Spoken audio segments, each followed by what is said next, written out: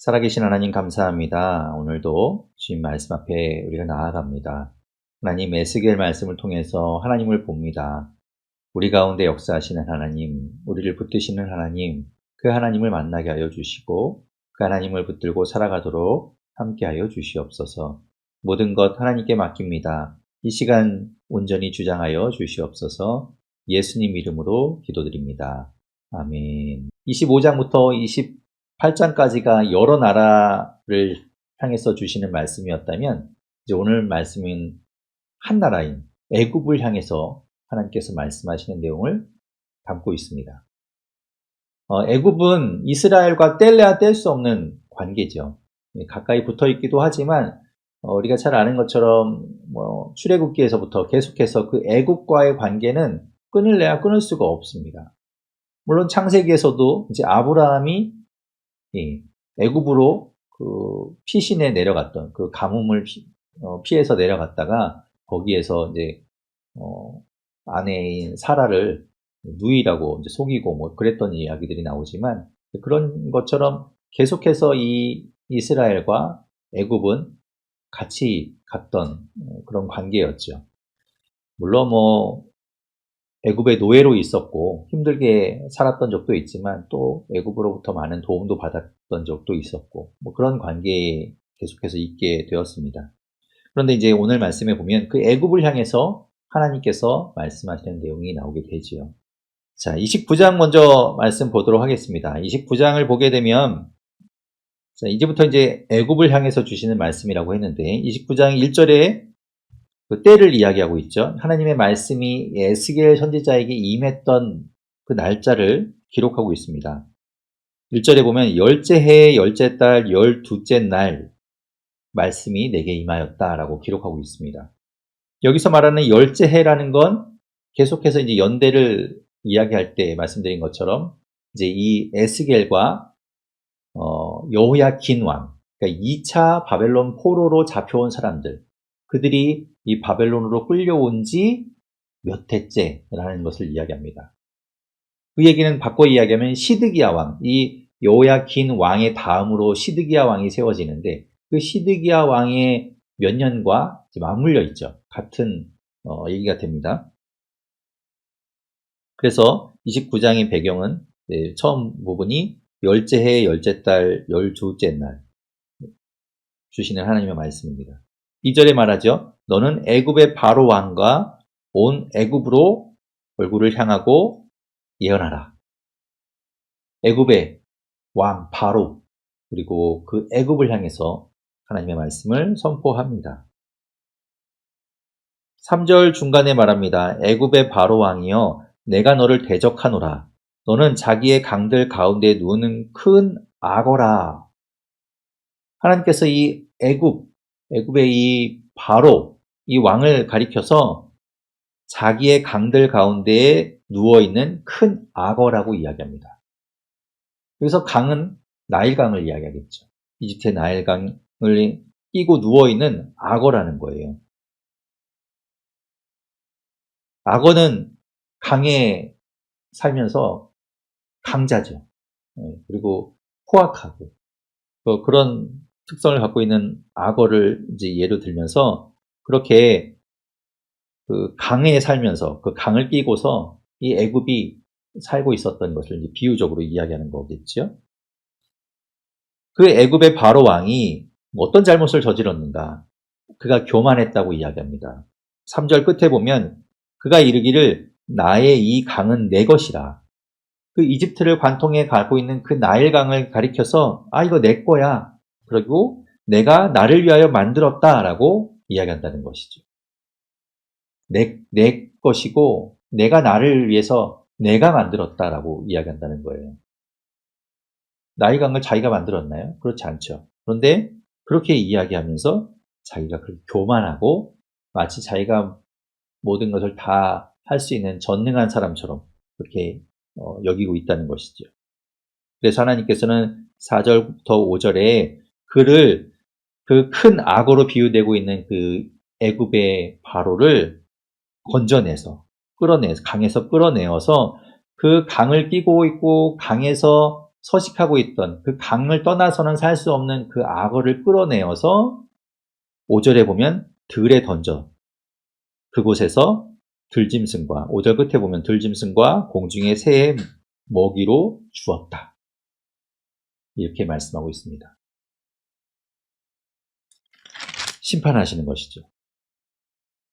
6절에 말합니다. 애굽의 모든 주민이 내가 여호와인 줄을 그제서야 알게 될 것이고 애굽은 본래 이스라엘 족속에게 갈대 지팡이다 라고 말씀하세요. 지팡이는 우리가 이제 등산을 가거나 하면 지팡이를 짚죠. 그리고 또 몸이 불편할 때 지팡이를 짚습니다. 걸음을 의지하기 위해서, 그러니까 내가 좀 힘을 좀 분산시키기 위해서 지팡이를 짚는데 그것이 지팡이로서의 역할을 하려면 단단해야겠죠. 잘 부러지지 않고 내 체중을 지탱할 수 있어야지만 지팡이로서의 역할을 다하는 거겠죠.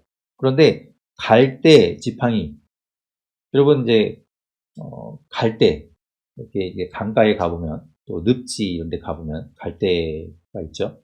저는 아직도 억새와 갈대를 잘 구분을 못하는데 아무튼 그 갈대는 단단하지 않죠. 그래서 그것을 지팡이로 삼으면 꺾어집니다. 거기에 힘을 주면. 거기에 의지하면 넘어지고 다치게 되겠죠. 애굽이 본래 이스라엘 족속에게 이런 갈대 지팡이였다고 말씀하고 있어요. 이스라엘 족속은 애굽을 의지했지만 결국 그것이 아무런 힘도 되어주지 못했다는 것을 하나님 말씀하고 있는 것이죠. 자, 우리가 이전에도 이 애굽을 가리켜서 갈대 지팡이라고 하는 이야기를 본 적이 있습니다. 우리 어디에서 보았냐면요.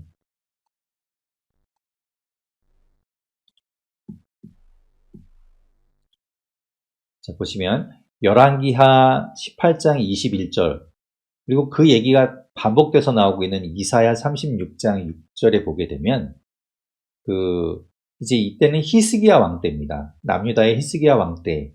그러니까 북이스라엘이 아수르에 의해서 멸망한 이후에 아수르는 계속해서 이 남쪽에 있는 남유다까지 공격해 왔겠죠.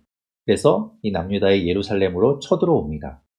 그리고 이 예루살렘을 둘러싸고 예루살렘을 향해서 항복하라고 이야기합니다. 그것을 누가 이야기하는가 하면 아수르의 랍사게라는 장군이 나서서 그런 이야기를 하죠. 너희는 포기하고 항복해라 라고 이야기합니다. 그때 그가 이렇게 이제 이 예루살렘 백성들을 향해서 이런 이야기를 하는 거예요. 열왕기하 18장 21절 그리고 이사야 36장 6절에 보면 너희가 애굽을 믿고 그러고 있지? 그런데 그 애굽은 상한 갈대 지팡이다 라고 이야기하죠. 그냥 갈대 지팡이도 힘을 못 쓰는데 그것이 상했다고 이야기해요. 그러니까 아무런 도움이 되지 않는다. 애굽을 의지하지 말아라. 항복해라. 그러면 살려주마. 뭐 이런 뉘앙스이죠. 그렇게 해서 이야기했던 부분을 우리가 본 적이 있습니다. 마찬가지로 오늘 말씀에서도 보면 하나님께서 이 애굽을 가리켜서 이스라엘의 갈대 지팡이다라고 말씀하고 있는 것이죠. 그래서 이제 애굽을 하나님께서 심판하신 것을 말씀하고 있습니다. 9절 끝에도 보면은 이제 그들이 교만했던 것을 또 이렇게 말씀하죠. 이 강은 내 것이라 내가 만들었다. 스스로 그렇게 이르고 있다. 하나님 말씀하시면서 그래서 그것을 내가 황폐하게 만들겠다라고 말씀하고 있습니다. 11절 끝부분에 보면 그것을 황폐하게 황무지로 만들어서 사막이 되게 하고 거기에 거주하는 사람이 없이 40년이 지날 것이다 라고 말씀하세요. 여기서 말하는 40년이라는 것은 무엇인가 하면 그 40년 후에 13절에 보면 40년 끝에 내가 흩어진 자들을 만민 중에서 다시 모아서 애굽 사람들을 모아서 작은 나라를 만들겠다라고 말씀하고 있죠. 이 40년은 장차 이 바벨론에 의해서 애굽이 공격을 받게 되고 그리고 바벨론에 의해서 패배하게 됩니다. 바벨론의 공격을 받아서 패배하게 되는데 그 바벨론 다음 제국이 어디냐면 바사, 페르시아죠. 페르시아의 고레스 왕이 이제 즉위하게 되면서 바벨론의 포로로 잡혀갔던 자들을 다 돌려보내죠. 다 이렇게 놓아줍니다. 그래서 이 유다 백성들도 바벨론의 포로로 끌려갔다가 이제 그때 돌아오게 되죠. 그래서 성전을 쌓는 이야기가 나오게 되는데, 이 애굽도 마찬가지. 고레스 왕 때가 되면 이제 다시 하나님께서 그들을 모아서 새로운 나라를 만들겠다라고 하시는 거예요. 그것을 이제 남유다에서는 70년, 포로를 70년 잡았었는데, 이 애굽은 40년이라고 말씀하는 거죠. 그러니까 남유다가 멸망한 이후에 조금 더 있다가 이 애굽이 바벨론에 의해서 함락되게 된다는 겁니다. 자, 그런 이제 하나님께서 주시는 말씀들이 나오고 있는 것이죠. 16절에 말씀합니다. 그들이 다시는 이스라엘 족속의 의지가 되지 못할 것이요. 이스라엘은 계속해서 이제 애굽을 옛날에 그 강대국 애굽만을 생각하는 거예요. 그래서 애굽에 손을 빌리면 애굽에 빌붙으면 우리가 그 힘으로 좀 살 수 있지 않을까. 그런데 이제 그 의지가 되지 못하게 하나님 만들어 버리겠다라는 것이죠. 왜 그렇습니까? 하나님만을 의지하도록 하는 것이죠. 그래서 이제 이런 일들을 하는 겁니다. 그리고 17절부터 두 번째 하나님께서 애굽을 향해서 주시는 말씀이 나오죠. 이게 이제 29장부터 32장까지 애굽을 향해서 주시는 하나님의 메시지가 있는데, 전체적으로 보면 6개에서 7개의 하나님의 메시지가 나오게 돼요. 지금 이제 29장 1절부터 16절까지가 첫 번째 메시지죠. 1절에 보면 주신 말씀이 열째 해, 열째 달, 열둘째 날 주신 첫 번째 메시지. 그리고 두 번째 하나님이 또 주신 말씀은 때는 좀 달라요. 때는 17절에 보면 27째 해. 그러니까 1절하고 비교해보면 상당히 좀 시간이 많이 지난 이후죠. 27째 해 첫째 달 초하루. 그때 또 하나님의 말씀을 받아서 이제 에스겔이 전하게 되는데, 이 27년, 그러니까 27째 해 첫째 달 초하루, 이것은 가장 늦은 시간입니다. 그러니까 지금 이제 애굽을 향해서 주시는 말씀들이 이제 해마다 이렇게 나오게 되는데, 가장 마지막에 주시는 말씀인데, 그것이 이제 여기 시간 순서가 아니라 이제 들어가 있는, 여기 이제 두 번째에 들어가 있는 것이죠. 자, 아무튼 그렇게 이제 17절에 27째 해 첫째 달 초하루에 하나님께서 어떤 말씀을 주시는가 하면, 이 애굽을 향해서 심판의 메시지를 주시는데, 그 애굽이 바벨론에 의해서 이제 함락되게 되는 것을 이야기하세요. 18절에 보면 바벨론의 느부갓네살 왕이 이제 우리가 지난 시간에 보았던 것처럼 26장부터 28장까지 보았던 말씀에 이제 두로를 향한 하나님의 심판의 메시지가 있었죠. 그 두로를 누가 치는가 하면 바벨론에서 와서 공격을 하게 돼요. 그래서 이제 이 18절에 그 바벨론의 느부갓네살 왕이 두로를 치게 할 때에 18절 끝에 보면은 그 수고한 대가를 두로에서 얻지 못하였느니라라고 이야기하세요. 실제로 이 바벨론은 이 두로를 공격하는데 뭐 금세 이렇게 함락시켜서 자신들의 것으로 만들었을 것 같지만 상당히 오랜 시간을 공격합니다. 그래서 13년 정도에 걸쳐서 전쟁이 벌어졌던 것으로 나오고, 그러면서 이 두로가 지난 시간에 보았지만 이 지중해 바닷가에 있는 곳이었어요. 그러니까 그 전쟁하는 동안에 중요한 것들을 다 배로 해서 다 빼돌렸어요. 그러니까 결국 이 바벨론이 두로를 점령했을 때에는 귀중한 것들을, 이 전리품으로 이제 그런 것들을 가져가야 되는데 이미 그런 것들을 다 빼돌리고 난 후였다는 것이죠. 그래서 하나님께서는 이 두로를 통해서 그들이 그렇게 수고한 대가를 얻지 못했기 때문에 애굽을 그 19절 중간에 보면 바벨론의 느부갓네살 왕에게 넘기겠다. 그들에게 어떤 포상처럼 주겠다는 것이죠. 하나님께서 이제 그렇게 이제 애굽을 바벨론에게 넘기겠다라고 말씀하고 있는 거예요. 20절에 보면 그 바벨론 느부갓네살 왕의 그들의 수고는 나를 위하여 함인즉이라고 말씀하시죠. 왜 그들이 그런 보상을 받게 되는가? 하나님의 도구로 사용되었기 때문에 하나님이 그에 합당한 대가를 주신다고 말씀하고 있는 겁니다. 그리고 21절에는 하나님의 심판의 날, 그날에 이스라엘 족속에서 한 뿔이 돋아나게 될 것이다. 그죠? 그 한 뿔은 강함을 나타냅니다. 뿔은 강함을 상징하죠. 그 강한 자가 나타나게 될 것이다. 그리고 그날에 이 에스겔 선지자가 그들 가운데서 입을 열게 될 것이다 라고 하나님 말씀하고 있어요. 그것은 21절에 나오는 내용이고, 하나님께서 애굽을 향해서 주시는 말씀 가운데 21절에 이렇게 하나의 이 이스라엘 가운데 있게 될 하나의 어떤 예언적인 사건을 말씀하고 있지요. 그것이 29장의 말씀입니다. 30장도 계속 이어집니다. 30장에서는 또 하나님께서 주시는 말씀이 이제 이 에스겔 선지자에게 임하게 되는데, 1절에 있어야 될 게 없죠. 뭐가 없습니까? 이 말씀이 임했던 때가 언제인지를 기록하고 있지 않아요. 그래서 이제 이 부분을 놓고, 그러면 이 30장 1절에서부터 19절까지의 말씀은 과연 언제 주신 말씀이냐를 놓고 이 전체적인 애굽을 향한 메시지가 7개이냐 아니면 6개이냐로 나누게 됩니다. 그러니까 7개라고 이야기한다면 지금 앞에서 2개, 29장에서 두 개의 메시지를 이야기했죠.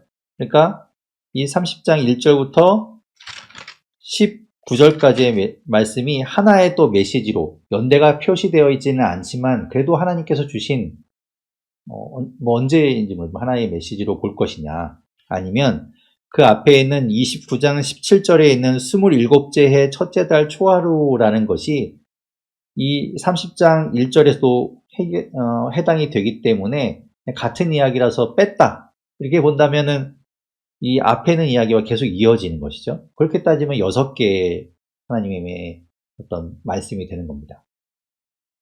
그래서 이제 그렇게 어떻게 보느냐에 따라 이제 7개냐 6개냐, 이 30장 1절부터 19절까지가 하나의 독립된 메시지냐 아니면 이 29장 17절부터에 나오는 메시지에 붙어서 포함되느냐, 이제 그런 것들로 이제 나눌 수 있겠죠. 그런데 저는 이걸 하나의 그냥 따로 메시지로 보는 것이 좋겠다라는 생각이 듭니다. 왜냐하면 그 앞에 있는 29장 21절에서 이스라엘 족속을 향한 하나님의 어떤 말씀이 나오고 있기 때문에 중간에 하나 맥이 이렇게 딱 끊어지는 느낌이 나죠. 계속 이어진다기보다는 하나 이렇게 좀 나누는 듯한 느낌이 들어서, 어쨌든 연대를 표시하고 있지 않지만 그래도 하나님께서 주신 하나의 따로 된 메시지가 아닌가라고 볼 수도 있을 것 같습니다. 자, 30장에서 주시는 하나님 이제 메시지는 무엇인가? 1절부터 19절까지의 메시지에 보면 하나님께서 3절에 이야기하는 것처럼 이제 여호와의 날이 가깝도다라는 것을, 이 애굽을 하나님께서 심판하실 그 여호와의 날이 가까웠다라는 것을 이야기하고 있어요. 그렇기 때문에 이 애굽이 여호와의 날에 하나님의 심판을 받게 되면 그 애굽만 심판받는 것이 아니라 이 30장 첫 번째 앞부분에 있는 메시지에서는 그 애굽과 함께했던 애굽에게 동맹을 맺었던 나라들까지도 하나님께서 심판하신다라고 말씀하고 있어요. 8절에 있는 내용이 이제 그러는 거죠. 내가 애굽에 불을 일으키며 그 모든 돕는 자를 멸할 때, 애굽만 하나님께서 심판하시고 애굽만 하나님께서 멸하시는 것이 아니라 그 모든 돕는 자, 애굽을 돕는, 애굽과 함께했던 사람, 그 나라들까지도 하나님이 심판하신다고 말씀하고 있어요. 10절 보면 주 여호와께서 이같이 말씀하셨느니라, 내가 또 바벨론의 느부갓네살 왕의 손으로 애굽의 무리들을 끊으리니. 그러니까 그 애굽과 함께했던, 애굽의 동맹을 맺었던 자들을 가리켜서 하나님께서 뭐라고 말씀하시는가 하면 애굽의 무리들이라고 이야기하시면서 그들을 이 바벨론의 느부갓네살 왕이 심판하게 될 것이다 이야기하고 있죠. 그러면서 그 바벨론의 느부갓네살 왕을 통해서 이제 이어지는 이야기에서는 그 애굽의 곳곳이 다 심판을 받게 되는 것들을 이제 차례차례 지명을 이야기하시면서 말씀하고 있는 걸 볼 수 있어요. 그 애굽에는 지명들이 정확하게 어디인지는 알기가 좀 어렵지만 대략적으로 우리가 지도를 본다고 한다면요.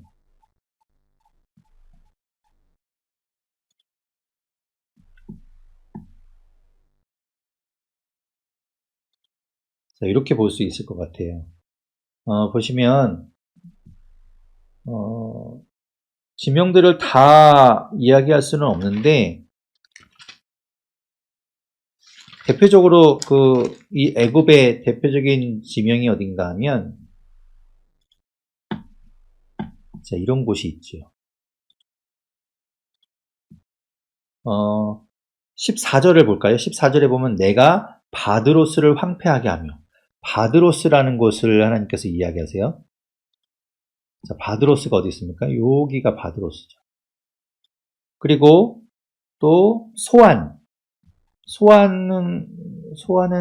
여기가 표시되어 있지 않은데요. 아마도 이제 이 애굽 요쯤이 아마 소안쯤이 될 것 같고요. 그리고 14절에 보면 노 나라를 심판하며 이제 노가 어딘가 하면 노는 또 이 바드로스 쪽. 자, 애굽이 보통 우리가 볼 때는 이 지도상으로 보면 이쪽이 북쪽일 것 같잖아요. 이렇게 여기가 북쪽이고, 그죠? 이쪽이 남쪽이고, 이제 이렇게 지도상으로는 이렇게 되는데, 애굽이 이렇게 이제 나눈다고 하면 이쪽은 하애굽 이게 이제 이 나일강의 하류로 나일강이 이렇게 흘러가니까 그죠? 그러니까 여기가 이제 하류가 되겠죠. 여기가 이제 하 이집트, 여기가 상 이집트라고 이야기할 수 있는데 네. 그래서 지금 여기 이제 이 30장에서 나오고 있는 이 지명들은 상 이집트와 하 이집트를 두루 하나님께서 심판하시는 이야기들이 나오고 있다고 보시면 되겠습니다. 네. 그런 내용들을 뭐 그냥 이게 이집트에 있는 지명들을 하나님께서 이야기하시면서 그 곳곳을 하나님이 심판하시는 거구나 그렇게 보시면 되겠죠.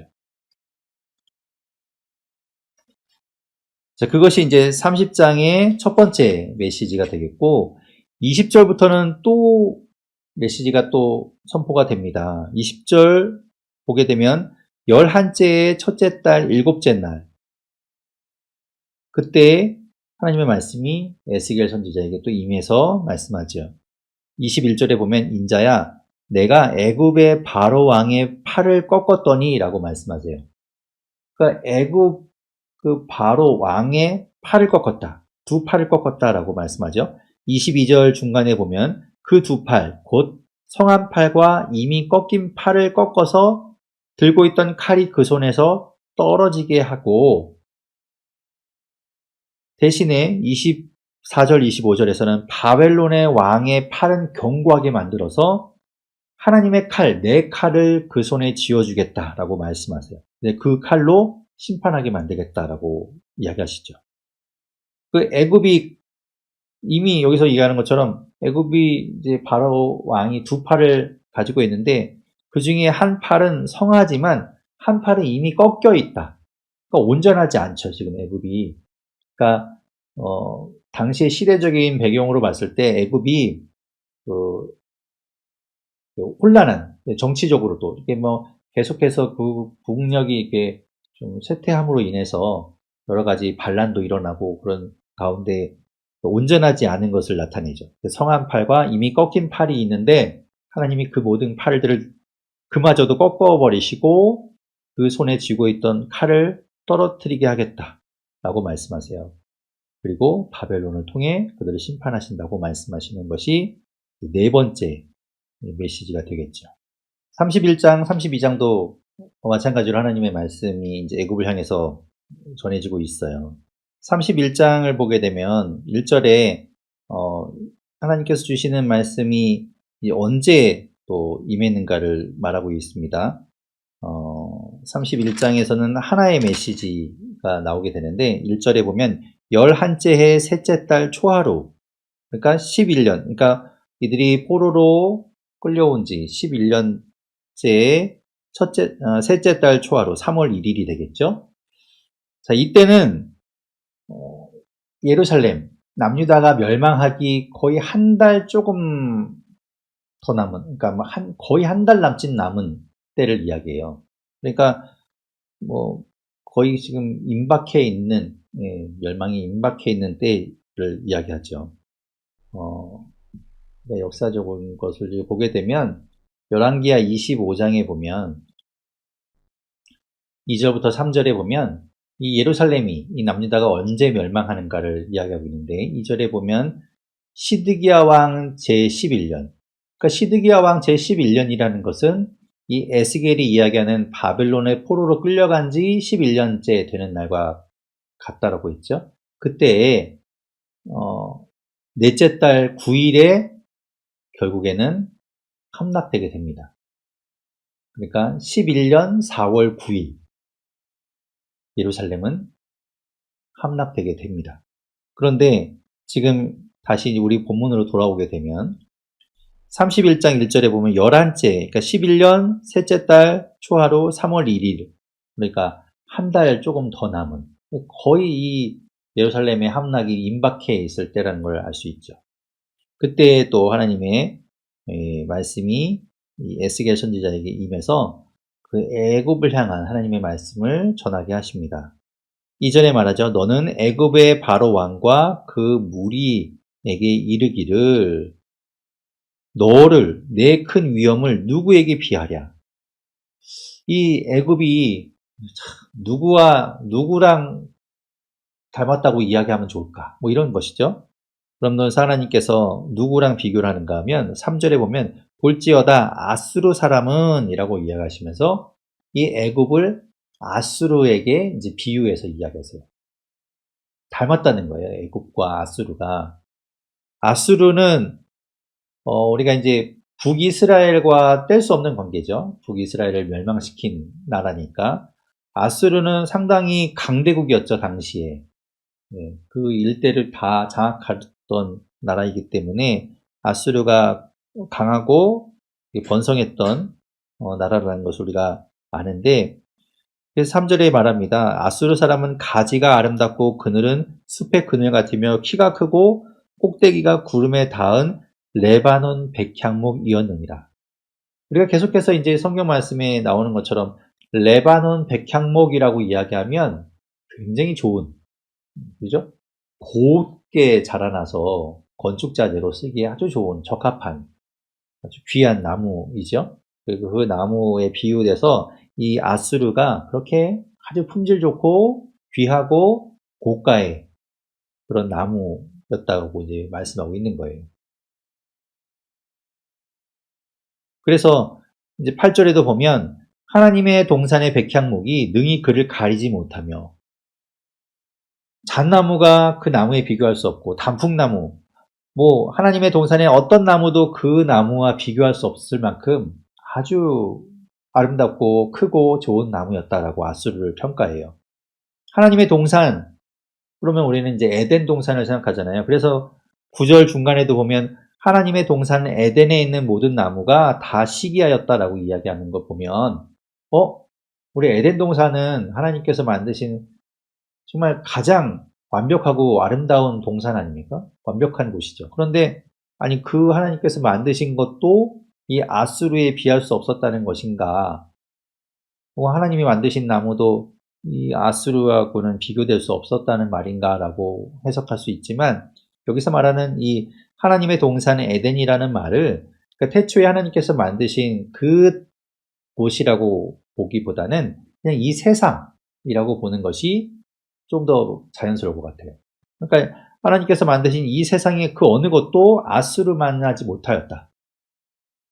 그죠? 그러니까 당시에 아수르가 최고로 강한 나라, 그리고 가장 화려한 문화를 꼽혔던 나라이기 때문에 그렇게 하나님께서 이 아수르를 평가하고 있는 거예요. 그런데 보면 10절 끝부분에 보면 그들이 그렇게 잘 나가고 있었기 때문에 뭐 어떻게 됩니까? 잘 나가면 항상 문제가 생기죠. 마음이 교만하였은지, 이들이 교만하였다는 거예요. 그래서 12절에 보면 여러 나라에 포악한 다른 민족이 그를 찍어버렸으므로 망하게 되었지요. 바벨론, 이 아수르는 바벨론과 그 메대 지역에 있던 그 일대의 나라들이 연합해서 공격해서 아수르가 멸망하게 되는데 그것을 이야기하는 거예요. 그래서 아수르가 멸망했다. 너희도 마찬가지라는 거죠. 너희도 그렇게 이 나일강이라는 아주 천혜의 환경, 좋은 환경을 갖고 있으니까 물도 항상 풍부했고 그리고 땅도 비옥했고 그래서 먹을 것도 풍족하고 늘 잘 살았던 그런 것들을 통해서 그래서 문화도 꽃피우고 강대국이었던 그들이 결국에는 이 아수르처럼 교만하였으니까 아까 우리가 본 것처럼 29장에서 본 것처럼 뭐라고 했습니까? 나의 강을 내가 만들었다, 내 것이다 라고 그렇게 교만하게 이야기했던 그런 것으로 인해 똑같이 아수르처럼 그들도 심판을 받게 된다는 것이죠. 그러니까 이 애굽을 향해서 하나님께서 말씀하시는 것은 아수르를 봐라. 아수르가 그렇게 잘 나갈 때 교만하여서 멸망하지 않았느냐. 너희도 교만하지 말고 하나님 앞에 겸손하고 하나님을 섬겨야 함에도 불구하고 그러지 않아서 너희도 멸망하게 된다라고 이야기하시는 것이죠. 우리가 이전에 보았던 에스겔 23장에 보면 하나님이 이 남유다를 이제 가리켜서 이 이스라엘을 가리켜서 뭐라고 말씀하셨는가 하면 오홀라와 오홀리바를 이야기하시면서 말씀하신 적이 있어요. 오홀라 그 언니, 오홀리바 동생. 오홀라는 북이스라엘, 오홀리바는 남유다. 그런데 이 북이스라엘이 음행하고 다른 나라를 의지하고 그러다가 아수르에 의해서 멸망했는데 이 남유다가 그 언니, 이 오홀라가 하는 일을 보았음에도 불구하고 오히려 반성하거나 회개해서 바른 길로 가는 것이 아니라 더 악하게 했기 때문에 하나님이 심판하신다라고 이야기했었는데 이 애굽을 향해서도 비슷한 이야기를 하시는 것이죠. 아수르를 봐라. 그런데 너희가 그것을 교훈 삼지 않아서 결국 너희도 심판받게 될 것이다. 라고 하나님께서 말씀하고 있는 것이죠. 자, 그렇게 이제 애굽을 향해서 하나님께서 이야기하시는 겁니다. 계속해서 이어지는 32장의 말씀을 또 보도록 하겠습니다. 이제 애굽을 향해서 주시는 말씀들이 계속 몰아치고 있어요. 그러니까 지금 이제 보시면 알겠지만 한 번에 이 모든 메시지를 다 주신 것이 아니라 지금 곳곳에서 그러니까 때에 따라서 하나님께서 주셨던 그 애굽을 향한 메시지가 이제 모여져 있기 때문에 지금 이렇게 4개 장에 걸쳐서 이제 나오게 되는 것이죠. 32장에도 보면 하나님께서 이 애굽을 향해서 주시는 메시지가 나오게 됩니다. 그러니까 2개의 메시지가 더 나오게 되는데 첫 번째 메시지는 1절부터 16절까지의 말씀이에요. 1절에 보면 12째 해 12째 달 초하루라고 되어 있습니다. 그러니까 12째 해 12째 달 초하루 그렇다면 예루살렘은 이미 함락된 이후라는 거죠.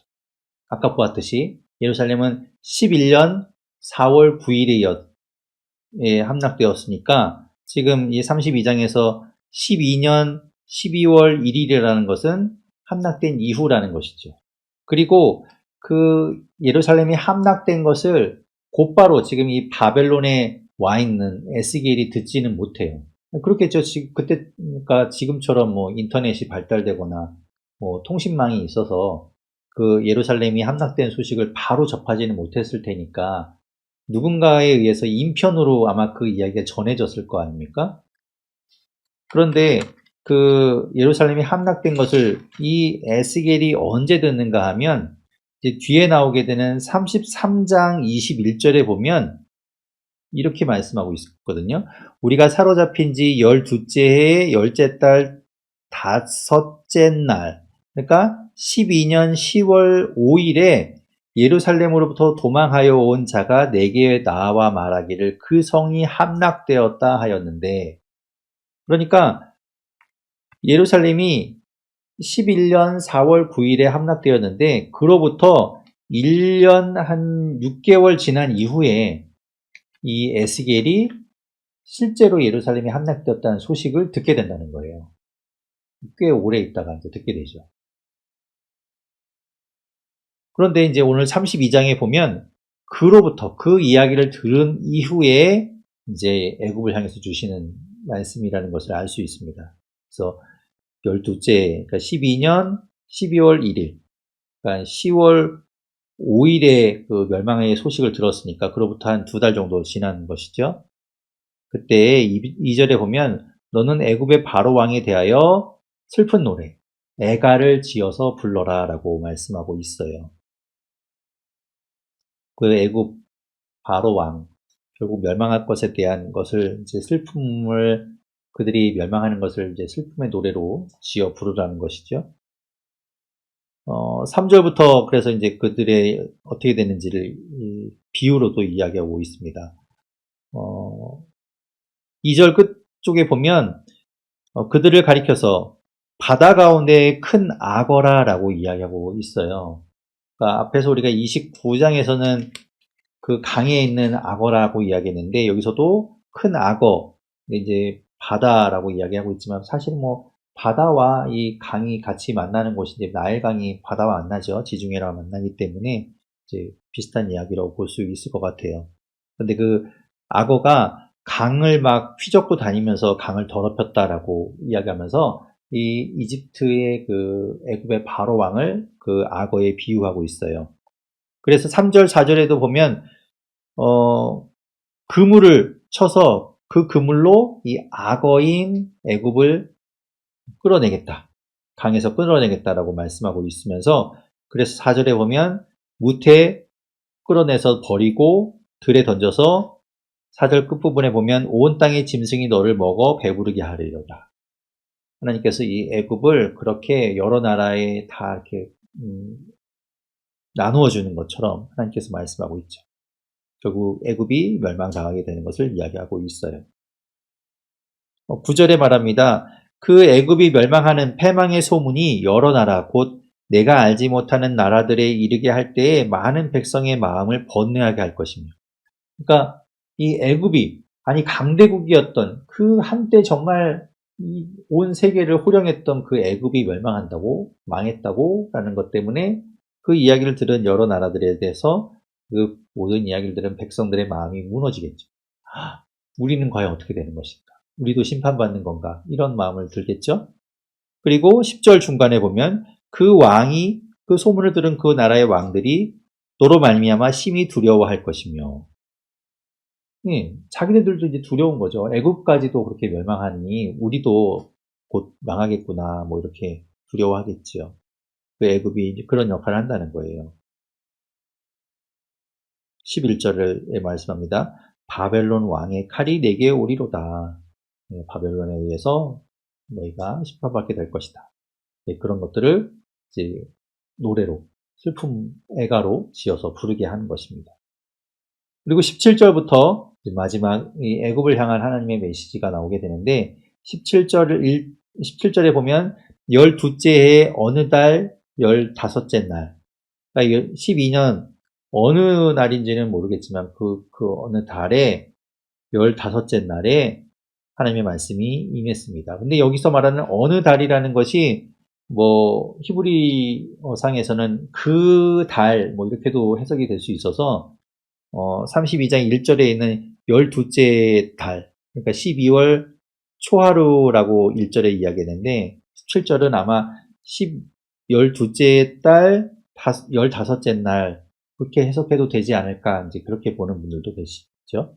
아무튼 이제 하나님께서 주시는 7번째 메시지가 되는데요. 그 메시지 안에는 어떤 내용이 있는가 하면 그 메시지 또한 마치 애가처럼 보이게 됩니다. 그러니까 그들이 이제 멸망당해서 그 마치 한 사람이 죽음에 이르고 그가 그 죽음으로 인해서 사망의 길로 가는 것 같은 그런 것으로 이제 묘사하고 있어요. 18절에 말합니다.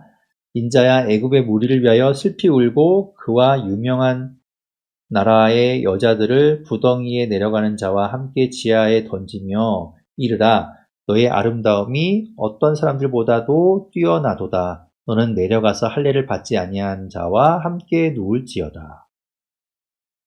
이 애굽이 결국에는 멸망하여서 죽음에 이르러서 할례 받지 못한 자들, 그러니까 버림받은 자들과 함께 스올에, 저 사망의 곳에 이르게 될 것을 이야기하고 있는 것이죠.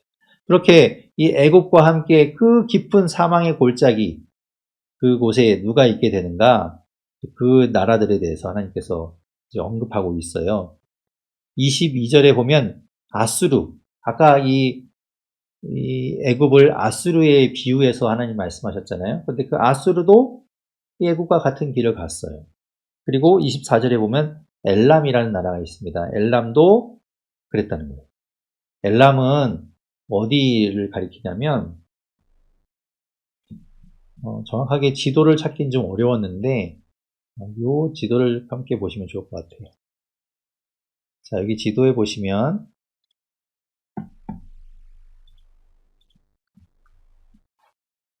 자, 아수르 22절에는 아수르 여기 있죠. 그리고 24절에 보면 엘람이 있습니다. 엘람은 여기에 있어요. 그러니까 아수르 그 뒤에 이제 여기 이제 바벨론이 일어나게 되는데 그 나라에서 보면 서쪽, 동쪽이죠. 동쪽 편에 있는 나라가 이제 엘람입니다. 이 엘람은 결국 이 강대국, 뭐 아수르, 바벨론 이런 강대국에 빌붙어서 살았던 나라예요. 그 엘람도 그렇게 강대국에 빌붙어서 함께 연합해서 살았지만 결국에는 이 바벨론을 멸망시킨 바사, 페르시아에 의해서 이들 또한 멸망하게 되거든요.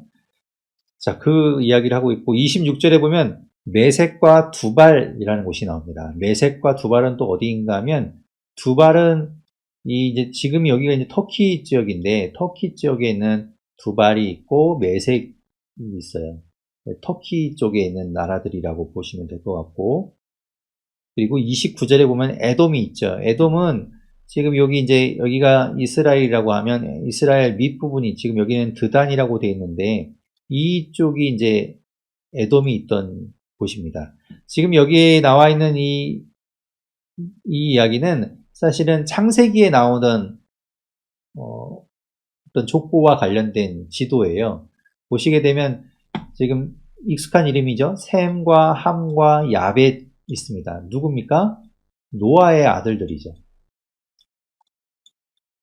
노아의 아들들, 그러니까 노아가 홍수 이후에 새롭게 그 어떤 인류의 기원처럼 그들이 이제 자손을 번성하게 되는데 그때 셈과 함과 야벳 요 세 아들 그들로부터 이제 또 계속해서 이제 번성하게 되잖아요.